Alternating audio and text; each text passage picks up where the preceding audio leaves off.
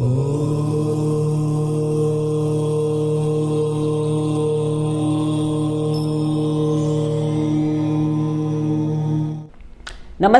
Astro insights with Richa में आप सभी का स्वागत है। मैं हूं ऋचा शुक्ला।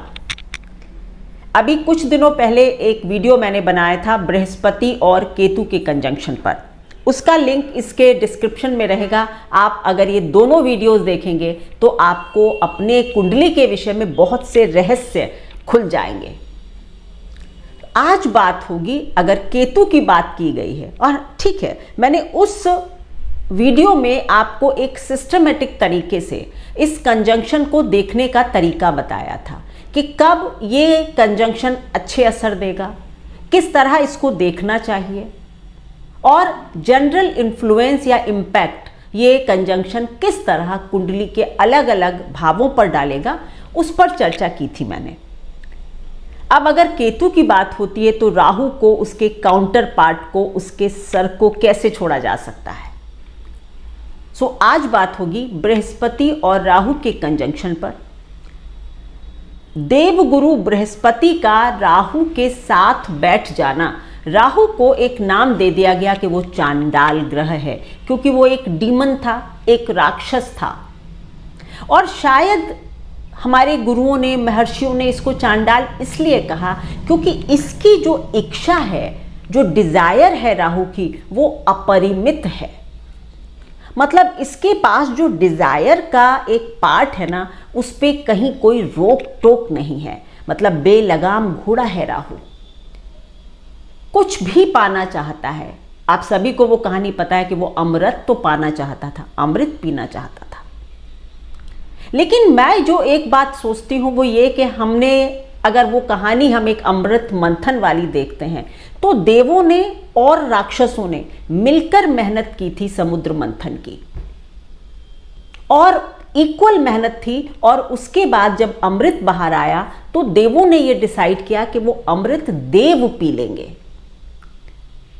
टेक्निकली, और या फिर आप ये कहिए कि मतलब सिद्धांत रूप पर ये गलत बात थी। या तो आप राक्षसों से मदद न लेते, अगर मदद ले रहे थे तो फिर उनका भी उस अमृत पर हक बनता है।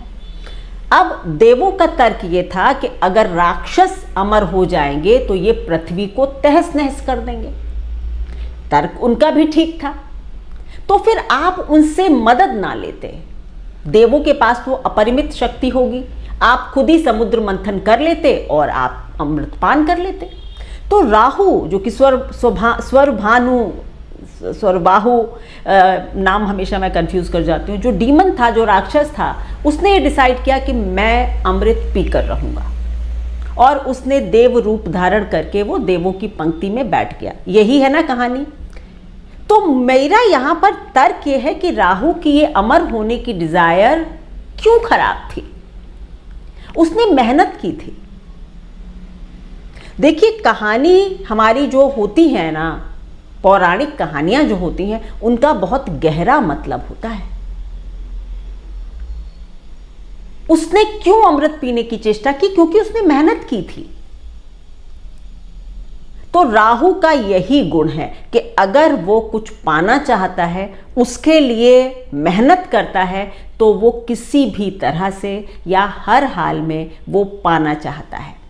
हमारे ऋषि परंपरा में, या फिर हमारे सतयुग में, ये तो कलयुग चल रहा है, पर सतयुग में या जब हमारे ऋषि मुनियों ने ये शास्त्र लिखे होंगे, तब उन्होंने इसी विचार को रखकर इसको चांडाल कहा होगा कि भाई ऐसा व्यक्ति जो कुछ भी सोचे बिना अपनी स्वार्थ सिद्धि करता है, वो अच्छा व्यक्ति नहीं है। ठीक है, इसीलिए गुरु को राहु को चांडाल कह दिया।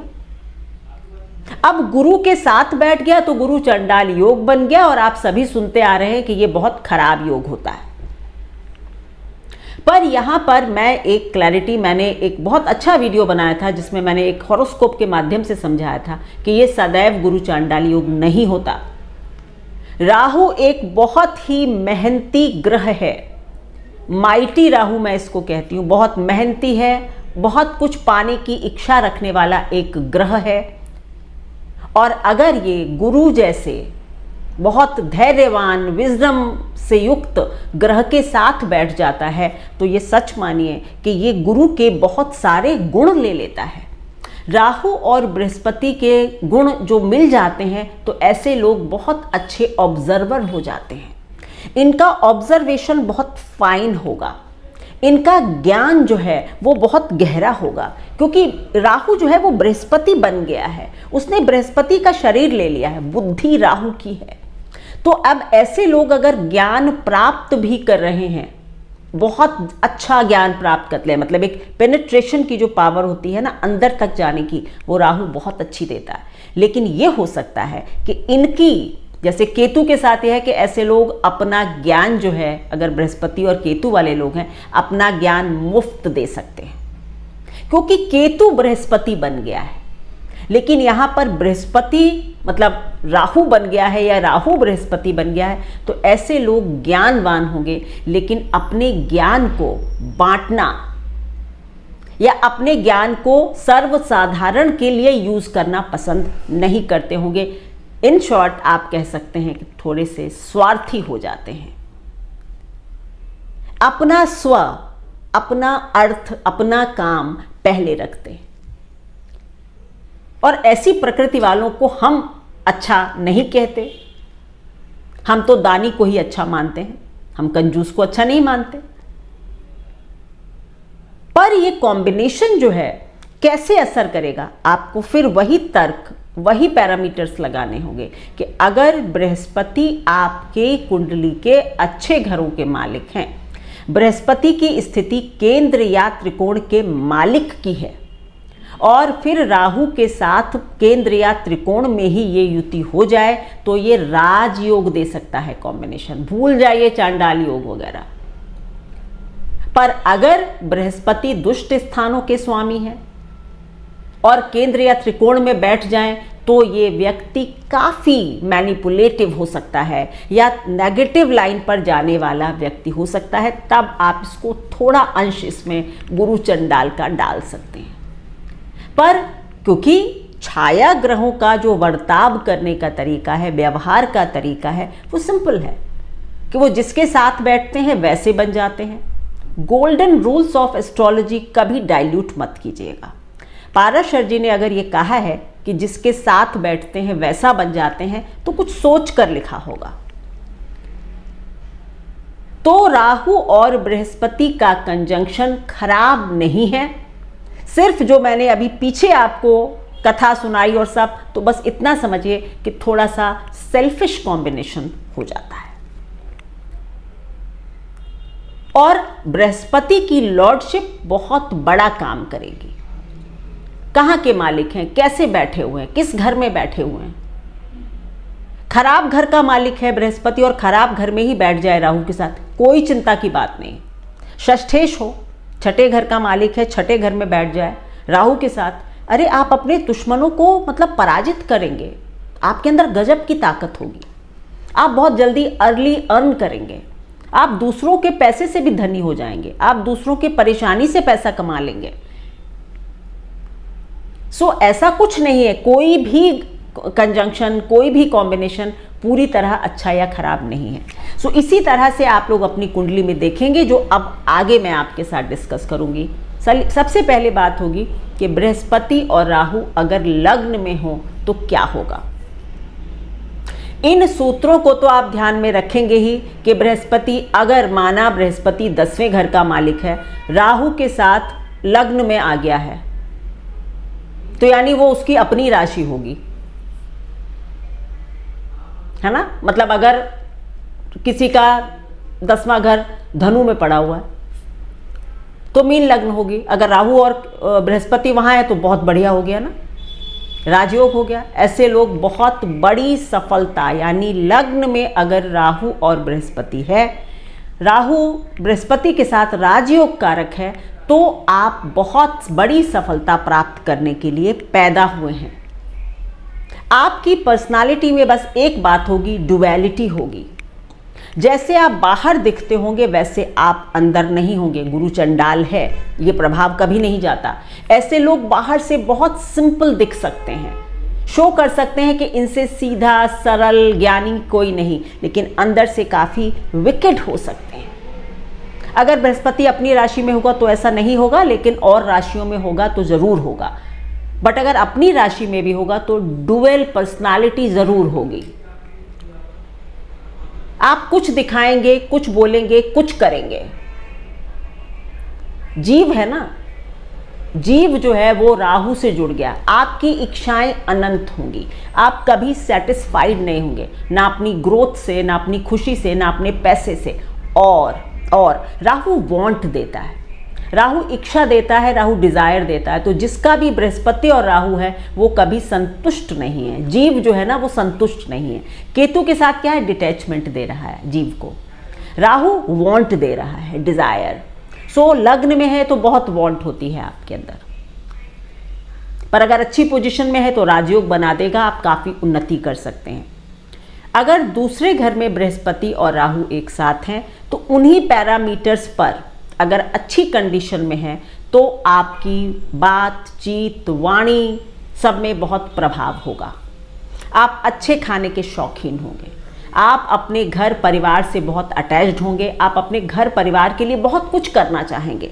करना तो चाहेंगे लेकिन साथ में बहुत लेना भी चाहेंगे अपने परिवार से। मतलब आपकी एक इच्छा रहेगी कि हर परिवार का व्यक्ति मेरी मदद करे। राहु ना चाहता है, वांट है। पर अगर बहुत अच्छी कंडीशन में होगा तो आप भी अपने परिवार के लिए बहुत उत्तरदायित्व तो रखेंगे, बहुत काम करेंगे, पर ज़्यादातर स्थितियों में आप परिवार से बहुत कुछ चाहेंगे। आप अपने परिवार के संस्कार, आप अपने परिवार की वेल्थ को अपने लिए यूज़ करना चाहेंगे। यहाँ पर ये बात मैं कतई नहीं कह रही कि आप सर्वसाधारण या जनता के लिए करेंगे, अपने लिए करेंगे। ये कॉम्बिनेशन स्व अपने के लिए हो जाता है। पर अच्छी वाणी हो सकती है, अच्छे वक्ता हो सकते हैं। राहु कई बार बहुत अच्छा वक्ता बना देता है। आप कुछ भी बोलते हैं लेकिन लोग कहते हैं वाह, है ना, क्योंकि आप दिखा तो ऐसा रहे ना कि आप बहुत ज्ञानी हैं, होते भी हैं। अब तीसरे घर में अगर राहु होगा तो ये क्या करेगा, ये अपने भाई बहनों के साथ, मतलब आपका बृहस्पति और राहु का एक कनेक्ट ऐसे समझ लीजिए कि आप हर जगह से अच्छाई लेना चाहते हैं जो कि आप अपने फायदे के लिए यूज कर सकें। यही किया था ना राहु ने कि वो अमर होना चाहता था, अमृत पीकर अपने फायदे के लिए। उसका ये कतई विचार नहीं था कि वो कुछ दुनिया के लिए बहुत अच्छा कर देगा। सो थर्ड हाउस में अगर हैं तो आप सोशल, उसमें आप बहुत डिमांडिंग हो सकते हैं, आप बहुत बड़ा सोशल सर्किल हो सकता है, आप बड़े बड़े लोगों से मिलना जुलना पसंद करेंगे, प्रभावशाली लोगों से, क्योंकि आप जानते हैं कि आप उनके प्रभाव से फिर खुद प्रभावशाली बन जाएंगे। मीडिया की फील्ड में आप बहुत बड़ा नाम कर सकते हैं।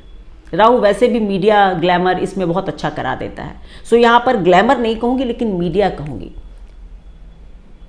थर्ड हाउस से रिलेटेड जितने भी कारकत्व हैं, बार बार नहीं गिनाएंगे, तो वो सब बढ़ा देगा, एम्प्लीफाई कर देगा उसको।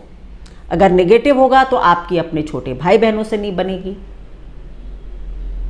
आपकी कभी आपके दोस्त आपके काम नहीं आएंगे, या आप हमेशा उनसे मतलब के लिए दोस्ती करेंगे, तो फिर अल्टीमेटली आप थोड़े अकेले हो जाते हैं, क्योंकि लोग आपको धीरे धीरे समझने लगते हैं। बृहस्पति और राहु के साथ एक बात और है, मतलब ये बहुत खास बात मैंने देखी है कि ऐसे लोग धीरे धीरे करके अकेले हो जाते हैं, क्योंकि आपको लोग समझ जाते हैं कि आपके अंदर एक डुअलिटी है, आप जो कह रहे हैं वो कर नहीं रहे हैं। और वही केतु के साथ लोग आपके मुरीद हो जाते हैं, क्योंकि आप दे रहे हैं ना, आप गिविंग हैं। चौथे घर में अगर बृहस्पति और राहु होगा तो आपकी इच्छा जो है वो सदैव अपने घर के कंफर्ट को बढ़ाने की होगी, घर को सुंदर बनाने की होगी। आपकी इच्छा अपनी मां से बहुत कुछ पाने की होगी। मतलब आपकी मां और आप दोनों का ही एक दूसरे से बहुत एक्सपेक्टेशंस होती हैं। राहु एक्सपेक्टेशन भी देता है, और अगर वो एक्सपेक्टेशंस पूरी नहीं होती हैं तो फिर रिश्ता खराब होने लगता है, क्योंकि अल्टीमेटली तो आप थोड़े से अंदरूनी रूप से तो राहु है ना, थोड़ा सा डीमन वाला जो एक स्ट्रीक है वो होगी आपके अंदर। सो दोनों ही लोग एक दूसरे के लिए बहुत डिमांडिंग होंगे, एक दूसरे के लिए बहुत, हाँ अगर अच्छा होगा, ये पॉजिटिव कॉम्बिनेशन होगा तो एक दूसरे को नर्चर करेंगे। आप और आपकी माँ एक दूसरे को नर्चर करेंगी, आगे बढ़ाएंगी। आपके पास आपको मैक्सिमम टाइम अपने घर में रहना या घर से काम करना बहुत पसंद होगा, क्योंकि राहु की डिजायर क्या है? घर, कंफर्ट जोन में रहना। इसीलिए जब राहु चौथे में होता है तो 10वें घर में केतु होता है। लोग कहते हैं ना 10वें घर में केतु अच्छा नहीं है, क्योंकि आप अपने कंफर्ट जोन को नहीं छोड़ते। ये तो आमने सामने है ना हमेशा। तो अगर आपको सच में उन्नति चाहिए तो आपको, जिसका भी चौथे घर में बृहस्पति और राहु, कंफर्ट जोन को छोड़िए। अब 5वें घर में अगर बृहस्पति और राहु होगा, अब देखिए कि जो डीमन है वो गुरु बन गया है। तो ये शायद बृहस्पति और राहु वाले ऐसे लोग बहुत, मतलब फाइन लर्नर होते हैं। मैंने कहा ना, ऑब्जर्वेशन बहुत फाइन होता है। बहुत जल्दी नई चीजें सीखना, समझना, मंत्रों को समझना, हर दिन कुछ नया सीखना आपकी आदत होती है। बृहस्पति और राहु इन 5th house, every day a new learning.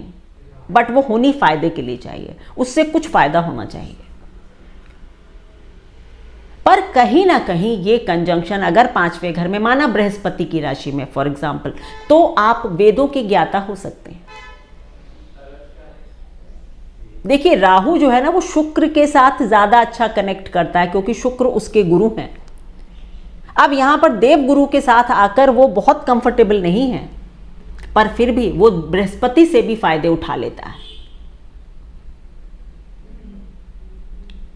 सो आपका यही डिजायर होगी कि आप हर दिन कुछ नया सीखें, नया ऑब्जर्वेशन, नई लर्निंग, नए मंत्र सीखना। इवन ऑकल्ट वगैरह भी राहु भी देता है, बट यहां पर ज्यादा चीजें देगा आपको ग्लैमर से रिलेटेड। आपका ज्ञान जो है वो थोड़ा सा अध्यात्म से ज्यादा टेक्नोलॉजी का हो सकता है ना, आज के समय का हो सकता है। कंटेम्प्रेरी नॉलेज आपकी बहुत अच्छी हो सकती है।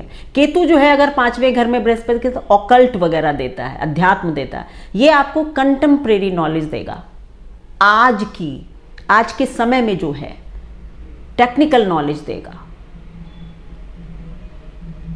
बहुत अच्छे आप इंजीनियर हो सकते हैं, आप बहुत अच्छे अनुसंधान करता हो सकते हैं, नई कोई चीज खोज कर निकाल सकते हैं। 6ठे घर में अगर बृहस्पति और राहु है, अपने घर में हो बृहस्पति तो बहुत अच्छा। मैंने कहा ना, फिर एक बार अच्छा कॉम्बिनेशन हो जाता है लॉयर का, डॉक्टर का, टेक्निकल नॉलेज वाले लोगों का, मीडिएशन सेल में आप चले जाएं, इस तरह से। लेकिन इसका जो कोर होता है वो ये कि आप बहुत फॉल्ट फाइंडिंग होते हैं। आप हर के अंदर गलतियां ढूंढते हैं। अंदर से आपकी जो चाह होती है वो होती है गलतियों से, दूसरे की गलतियों से अपना कुछ सीख लेना और कुछ अपना फायदा करना। यहां पर ये पोजीशन अच्छी है, kind of blessing in disguise है कि आप दूसरों की कमियां ढूंढते हैं, फिर उन कमियों को अपने अंदर, मतलब होशियार है राहु, तो आप अपने अंदर उन चीजों को नहीं करते, मतलब आप स्मार्ट प्लेयर हो जाते हैं। एक राइट वर्ड है, स्मार्ट प्लेयर होते हैं ऐसे लोग। सो 6ठे घर के कारकत्व को जो है वो बढ़ा देगा। लेकिन क्योंकि बृहस्पति के लिए तो 6ठा घर अच्छा है नहीं, शुभ ग्रह है, शत्रु की राशि हो जाती है 6ठे घर में कन्या, तो यहां पर बृहस्पति थोड़ा सा परेशान होता है, क्योंकि आप हमेशा फॉल्ट फाइंडिंग वगैरह में लगे रहते हैं। सो ये कॉम्बिनेशन थोड़ा सा वीक हो जाता है। 7वें भाव में अगर बृहस्पति और राहु का कॉम्बिनेशन है तो आप अपने स्पाउस से बहुत एक्सपेक्टेशंस रखते हैं। हमेशा स्पाउस को अपने कहने के अनुसार चलाना चाहेंगे। धीरे धीरे करके स्पाउस आपको समझने लगता है और फिर वो रिटेलिएट करता है, तो ये कॉम्बिनेशन आपकी मैरिज के लिए खराब होता है। बाकी करियर के प्रोग्रेशन वगैरह में अगर बृहस्पति की स्थिति अच्छी है तो ये कॉम्बिनेशन आपको बहुत आगे ले जाता है, बड़े सम्मान दिला देता है 7वें घर में। लेकिन आपकी एक्सपेक्टेशन से दब दब कर आपका जो स्पाउस है वो आपके साथ रिटेलिएट करता है और धीरे धीरे करके with due course of time आपकी मैरिड लाइफ थोड़ी सी खराब होती है, क्योंकि आपकी वही नेचर है, आप हमेशा वांट रख रहे हैं, आप गिवर हैं नहीं, प्रॉब्लम होती है। इसी तरह आप अपने बिजनेस एसोसिएट्स के साथ भी करेंगे कि उनकी गलतियां ढूंढना, उनसे एक्सपेक्टेशन, जब आपको देने की बारी आती है तो आप ज्यादा दे नहीं रहे हैं। पर बारीकियों तक जाना, बिजनेस को ऊंचाई पर ले जाना, ये सब आप कर सकते हैं। बाहर की दुनिया के लिए आपकी मैरिज भी एक आइडियल मैरिज होगी, क्योंकि आप मेक श्योर करेंगे कि बाहर लोगों को यही पता चले कि आप और आपकी पत्नी के बीच में सब ठीक है। राहु इम्पोस्टर है, बहुरूपिया है। आपके पति या पत्नी का स्वभाव भी इसी तरह का हो सकता है कि कभी क्षण में रुष्ट और क्षण में तुष्ट, है ना, एकदम एक्सट्रीम बिहेवियर आपके स्पाउस का हो सकता है। अगर 8वें घर में ये कॉम्बिनेशन होगा, मैंने कहा था ना केतु और बृहस्पति का कॉम्बिनेशन 8वें घर में अच्छा है, लेकिन बृहस्पति और राहु 8वें घर में उतने अच्छे नहीं। केवल एक ही स्थिति है कि अगर आप किसी सीक्रेट एजेंसी वगैरह से जुड़े हुए हैं, रॉ से जुड़े हैं, सीआईडी में हैं, या आप कुछ ऐसा काम करते हैं जो भूमि के अंदर है, ऑकल्ट भी यहाँ पर आ जाएगा, तो ये कॉम्बिनेशन अच्छा है। अन्यथा अब मृत्यु से बहुत ज़्यादा चाह क्या होगी। मृत्यु का स्थान है, वहाँ पर राहु है बृहस्पति के साथ, या तो ऑकल्ट की तरफ चाह चली जाएगी, या फिर आपको थोड़ा सा मतलब काइंड ऑफ डिटैच के मतलब क्या करना है ज़्यादा कुछ करके, यहाँ पर राहु ये इच्छा दे सकता है, क्योंकि राहु इच्छा है, मृत्यु की इच्छा दे देगा। मृत्यु की इच्छा से मतलब है कि आप ज़्यादा फिर सांसारिक नहीं रह जाते हैं, ये नहीं कि मर जाते हैं, सांसारिक नहीं रह जाते हैं। पर यहाँ भी प्रदर्शन दो स्वभाव का होगा, कभी एकदम सांसारिक, कभी एकदम पता चला मैरिटल प्लेजर में ही फंसे हुए हैं, कभी पता चला एक्स्ट्रा मैरिटल अफेयर में, और कभी एकदम डिटैच्ड हैं। या सामने आप दिखाएंगे कि आप बहुत अच्छे इंसान हैं लेकिन अंदर अंदर आप, है ना, तो इस तरह का, यानी कुछ छुपा हुआ व्यक्तित्व तो अष्टम में दे देगा। 9th हाउस में अगर बृहस्पति और राहु एक साथ हैं तो पहला एक आपको मतलब उपाय ही बता देती हूँ कि आपको अपने पिता की बात सदैव माननी चाहिए। अगर आप अपने पिता से कन्फ्रंटेशन करते हैं तो आपके जीवन की गति रुक जाएगी। पिता और गुरु का सम्मान करना बनता है। ये स्थिति अगर है तो या तो शिव की आराधना करें या पिता की मतलब बात माने, गुरु की बात माने, तो ये राहु अच्छा वेल बिहेव्ड राहु हो जाता है। अगर यहाँ पर बृहस्पति की राशि ही हो और तब राहु साथ हो तो ये एक अच्छा कॉम्बिनेशन है। ये आपके ज्ञान को बहुत दूर दूर तक ले जा सकता है। आपके ज्ञान से विदेशी लोग इन्फ्लुएंस हो सकते हैं, विदेशों तक आपके ज्ञान की चर्चा हो सकती है। मतलब अच्छा कॉम्बिनेशन भी है ये। आप धर्म गुरु हो सकते हैं, पर आप धर्म का प्रचार भी क्या करेंगे, उससे आपका अपना फायदा हो तभी करेंगे। So this place is nice if Jupiter is in its own sign. अगर जुपिटर भी नीच का हो और राहु हो तो फिर ये उतना अच्छा कॉम्बिनेशन नहीं रहेगा। फिर आप गुरु तो होंगे, लेकिन आप कैसे गुरु होंगे? सांसारिक। दशम भाव में अगर बृहस्पति और राहु एक साथ हैं, बृहस्पति और राहु दोनों जो हैं वो 10th हाउस में बृहस्पति कमजोर हैं, ये सब लोग जानते हैं क्योंकि नीच के हैं। अगर यहां पर उच्च के हैं तो अलग बात है, मतलब नंबर 4 पड़ा हुआ है और फिर है तो ठीक है, लेकिन वैसे यहां पर बृहस्पति बहुत ज्यादा खुश नहीं है 10वें घर। कोई भी आदमी काम करके खुश नहीं है, इसी तरह बृहस्पति भी 10वें घर में खुश नहीं है। पर यहां पर राहु का साथ जो है आपको काफी मैटीरियलिस्टिक बना सकता है, क्योंकि राहु डिजायर देगा काम करो और आगे बढ़ो। और ये कॉम्बिनेशन कहते हैं ना कि अगर सीधी दृष्टि से नहीं लेकिन घुमा के अगर देखा जाए तो ये एक अच्छा कॉम्बिनेशन हो जाएगा कि बृहस्पति भी बहुत ज्ञानी और मतलब नीच के हैं, थोड़े से मीन हैं, ताकत नहीं, तो राहु यहाँ पर और ताकतवर हो जाएगा और आपको वो करवाएगा जो राहु चाहता है। तो ये करियर के लिए एक अच्छा कॉम्बिनेशन हो सकता है। आप एक रिवॉल्यूशन क्रिएट कर सकते हैं काम में ये कॉम्बिनेशन अच्छा हो जाएगा। अब 11वें घर में अगर आते हैं, यहाँ पर सब ग्रह अच्छे हैं, ये कॉम्बिनेशन भी अच्छा है, अच्छी राशि में होगा, सीधे रास्ते से धन की प्राप्ति करेंगे। दुष्ट स्थान में मतलब दुष्ट राशियों में हो, 8 नंबर पड़ा हो, है ना, या दुष्ट ग्रहों का प्रभाव हो तो गलत तरीके से इनकम आप करेंगे। नेटवर्किंग होती है, बड़े भाई होते हैं। 11वां घर हमारी पद प्राप्ति है, इच्छा पूर्ति है, यानी कि ये कॉम्बिनेशन 11वें में तो अच्छा ही है, सभी अच्छे होते हैं 11वें में।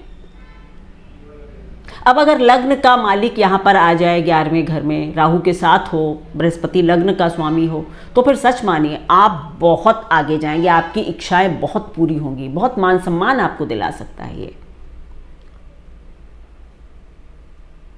Last but not the least, अगर राहु और बृहस्पति 12वें घर में है, बृहस्पति और केतु ठीक थे, लेकिन यहां पर राहु और बृहस्पति का मामला मोक्ष से नहीं जुड़ता, वो एक वर्ल्डली प्लैनेट है, उसको मोक्ष नहीं चाहिए, तो ये एक बहुत अलग एनर्जी दे देता है। यहां पर अगर बृहस्पति राहु एक साथ है तो बृहस्पति परेशान है, क्योंकि राहु खुश नहीं है, वो कह रहा मुझे क्या मतलब है। ऐसे लोग अगर विदेश वगैरह चले जाते हैं तो ये कंजंक्शन अच्छा वर्क करने लगता है, क्योंकि राहु जो है वो फॉरेन एलिमेंट है, राहु जो है वो सीमा पार करना सिखाता है, मतलब सीमा क्रॉस कर जाओ, लांघ जाओ सीमा को। तो अगर बृहस्पति यानी जीव सीमा लांघ जाए, विदेश चला जाए, तो ये अच्छा हो जाता है। गलत रास्ते से गलत पेपर वर्क करके विदेश मत जाइएगा, फंस जाएंगे।